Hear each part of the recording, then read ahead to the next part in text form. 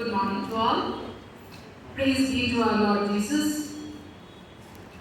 Let me make a disclaimer first of all. I'll be mixing my speech both for the younger crowd and for the elderly. As my topic is Mother Mary, Queen of Rosary, I definitely will have to introduce the history and the scriptural reference into it. So that scriptural reference I will talk to my children also. Okay, let us start with the veneration of Mother Mary, Queen of the Rosary, is a long-standing tradition within Christianity, particularly in the Catholic Church. This devotion has evolved over centuries, influenced by scriptural and liturgical sources. So let us go to the scriptural references, that is, the significance of Mother Mary has been or is highlighted in different scriptures, in different parts of the New Testament. If there wasn't any time constraint, I would have asked my young friends to read those scriptures. It would have been better, but since we are running out of time, I'll just say the reference. The scriptural roots of Marian devotion are found in the New Testament, particularly in the Gospels of Luke and John. Mary's role as the Mother of God is emphasized in Luke chapter 1, verse 43, while her presence at the wedding of Cana is in John chapter 2, verses 1 to 11, and her standing at the foot of the cross demonstrate her unique relationship with Jesus. The scriptural account of the Annunciation, it is found in Luke chapter 1, verses 26 to 38, highlights Mary's faith, her willingness to accept God's will, which serves as a model for Christian discipleship. Now I would just like to talk to my young friends. Okay? So, the wedding of the Cana. How many of you can say very fast what happened during this wedding? Yes, they ran out of wine. One poet has actually, illustrated this changing of water to wine as blushing of water. That is, the poet is telling, the water blushed and changed its color as it sees the Lord. Beautiful illustration, isn't it? Yes. Now let me just relate this, the magic of a mother's instruction. How many of you can say that? My children, talking to you? Yes. Do you willingly obey your father? Are you just because you are scared? For example, okay, if I ask whether you willingly obey, all of us are obedient. Definitely, that is why people are here. Yes, but there are certain times when you are not ready to do anything.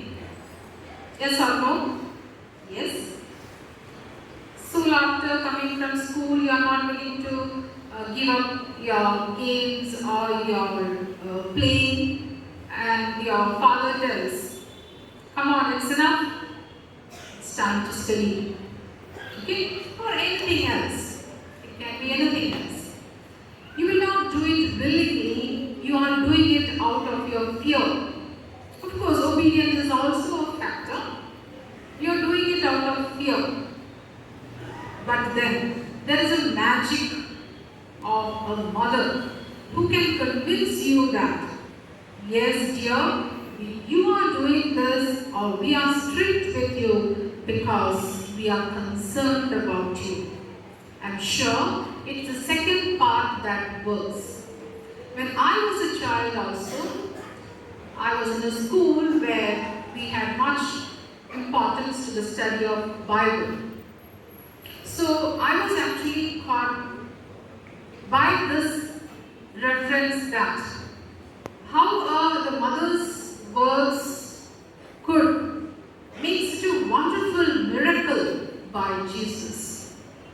So that is, I remember I'm thanking brother also for this, because I got the thread to catch on from his words that there's a sweet relationship between mother and children.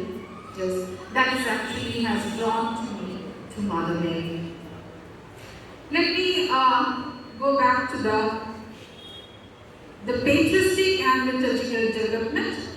The early church fathers such as Saint Augustine and Saint Jerome solidified Mary's importance through their writings. The Rosary's evolution from the recitation of the Psalter to the Ave Maria reflects the influence of the patristic thought. Liturgically, the Rosary's approval by Pope Pius V in 1573 cemented its place in Catholic devotion. The Rosary structure, comprising the joyful, the sorrowful, and the glorious mysteries, reflects the Christian narrative emphasizing Mary's central role in salvation history.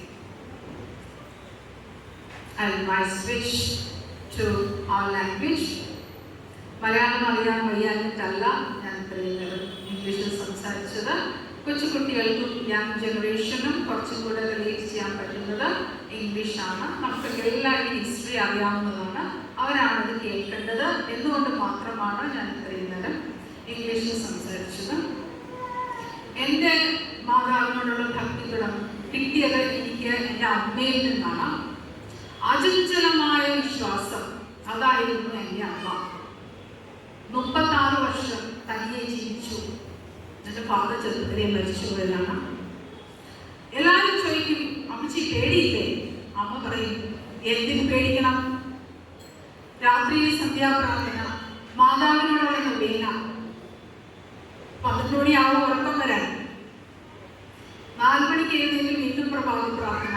അയലോകത്തെ എല്ലാവരും എഴുന്നേൽക്കുന്നത് അമ്മയുടെ പ്രാർത്ഥന കേൾക്കാം. പിന്നെ ഇതിൻ്റെ ഇടയ്ക്ക് എപ്പോൾ കള്ളം വരാനാ? ആരെങ്കിലും വന്നാൽ ഓടിപ്പോക്കോളും. ഇതായിരുന്നു വിശ്വാസം അമ്മയുടെ. അമ്മയ്ക്ക് ഒരിക്കലും ട്രെയിനിൽ കുറച്ചേറെ പൈസയുമായിട്ട് ട്രാവൽ ചെയ്യേണ്ടി വന്നു. ഞങ്ങൾ വിചാരിച്ചില്ല അമ്മയെ കൊണ്ട് അത് സാധിക്കുമെന്ന്. അമ്മ പറഞ്ഞു, എന്ത് പേടിക്കാനാവുന്നേ, മാതാവേ എന്ന് പറഞ്ഞ് ഞാൻ കിടന്നുറങ്ങി. സത്യം, ഞാനിന്നും അങ്ങനെയാണ്. തന്നെ യാത്ര ചെയ്യാറുണ്ട്. യാത്ര ചെയ്യേണ്ടതായ സാഹചര്യങ്ങൾ വരാറുണ്ട്. ആരെയും ബുദ്ധിമുട്ടിക്കണ്ട, തന്നെ പോയിട്ട് വരാം.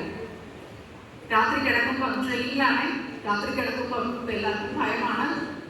മാതാവേ എന്ന് വരും. അതെനിക്ക് കിട്ടിയത് എൻ്റെ അമ്മയിൽ നിന്നാണ്. അമ്മ നൊവേന പറയുന്ന ഒരാളായിരുന്നു. ഞാൻ ദുഃഖിക്കില്ലേ, ഇപ്പൊ തീർത്തേക്കാം. അമ്മ നൊവേന പറയുന്ന ആളായിരുന്നു. യൂദാസ്ലിയായുടെ നൊവേന, മാതാവിന്റെ നൊവേന. ഓക്കെ, അത് 2 ദിവസങ്ങളിലാണ് പറയുന്നത്. രസകരമായ ഒരു കാര്യം അതുകൊണ്ടാണ്. അമ്മ തെറ്റിച്ചു പറഞ്ഞു ഒരു ദിവസം. അതായത് തിങ്കളാഴ്ച പറയേണ്ട മാതാവിന്റെ നൊവേന ബുധനാഴ്ചയും തിരിച്ചു പറഞ്ഞു. അമ്മ എൻ്റെ അടുത്ത് പറഞ്ഞു, ജോലി ഞാനിത് തെറ്റിച്ചല്ലോ. അടുത്ത സെന്റൻസ് ആയിരുന്നു ഏറ്റവും രസകരം. അവരിനി അങ്ങ് അഡ്ജസ്റ്റ് ചെയ്യട്ടെ. യൂദാസ്ലിയായേ, മാതാവല്ലേ, എന്നോട് ക്ഷമിച്ചോളും, അവരതൊന്ന് അഡ്ജസ്റ്റ് ചെയ്യട്ടെ. ഇതിൽ കൂടുതൽ എന്ന് പറയാനാണ് ഞാൻ. മാതാവിനോടുള്ള ഭക്തി കുഞ്ഞുങ്ങൾക്ക് ചെറുപ്പത്തിലേ തൊട്ട് വരുന്ന സമയത്ത് മാതാപിതാക്കൾക്ക് പറഞ്ഞു കൊടുക്കുക. ഞാൻ നിർത്തട്ടെ. ജപമാലയുടെ രാജ്ഞി ഞങ്ങൾക്ക് വേണ്ടി അപേക്ഷിക്കണം. Thank U.